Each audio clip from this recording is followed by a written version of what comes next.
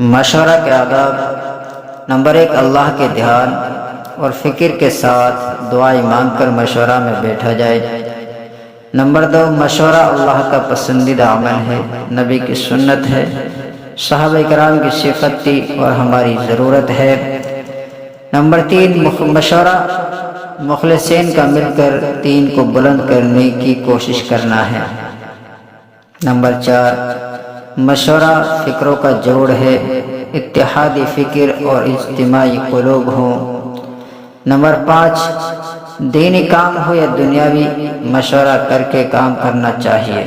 Number 6، گھر میں مشورہ کرے تو عورتوں اور بچوں کو امیر نہ بنایا جائے، صرف رائے پوچھی جائے اور رائے اچھی ہو تو اس پر فیصلہ بھی کیا جائے۔ نمبر 7، مشورہ سے یہ چاہا جاتا ہے کہ ہمارے اندر ماننے کا جذبہ آ جائے۔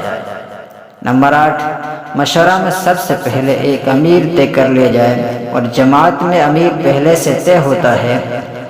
نمبر 9، امیر کثرت رائے اور قلت رائے کا پابند نہیں، چاہے رائے لے اور چاہے رائے نہ لے، اپنی رائے پر بھی فیصلہ کر سکتا ہے۔ ہر ایک کی رائے لینا بھی ضروری نہیں ہے، لیکن دل جوئی سب کی ضروری ہے۔ نمبر 10، امیر کو اس بات کا یقین ہو کہ ساتھیوں کی فکر اور مل کر بیٹھنے کی برکت سے اللہ جل شانہ صحیح بات کھول دیں گے۔ نمبر 11، امیر کو چاہیے کہ دائیں جانب سے رائے پوچھے۔ نمبر 12، امیر جس سے رائے پوچھے وہی رائے دے، بیچ میں کوئی نہ بولے، اگر ضرورت پڑے تو اجازت لے کر بولے۔ نمبر 13، رائے میں میرے نفس کے شرور شامل ہیں، یہ دل میں خیال ہو۔ نمبر 14، رائے کو امانت سمجھ کر امانت داری کے ساتھ دے۔ نمبر 15، اپنی رائے پر اصرار اور عمل کرانے کا جذبہ نہ ہو۔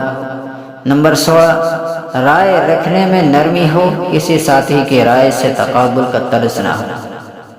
نمبر 17، رائے دینے میں اس بات کا خیال رکھے کہ دین کا فائدہ ہو، ساتھی کی آسانی ہو اور اللہ کی رضا ہو۔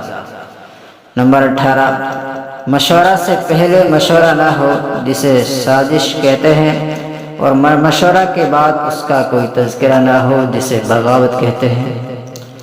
نمبر 19، رائے میں اختلاف ہو سکتا ہے، لیکن جب فیصلہ ہو جائے تو پھر اس فیصلے پر سب متفق ہو جائیں۔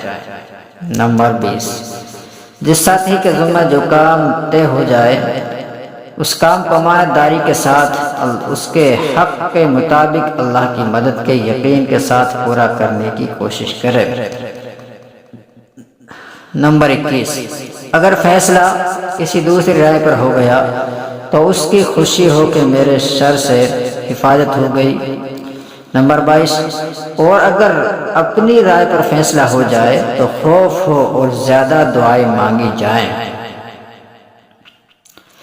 نمبر 23، مشورہ سے کام کرنے کے بعد اگر کوئی نقصان نظر آئے تو یہ نہ کہے کہ ہماری رائے زیادہ مناسب تھی، بلکہ یوں کہے کہ اللہ نے جو چاہا وہی ہوا، اسی میں ہماری بھلائی ہے۔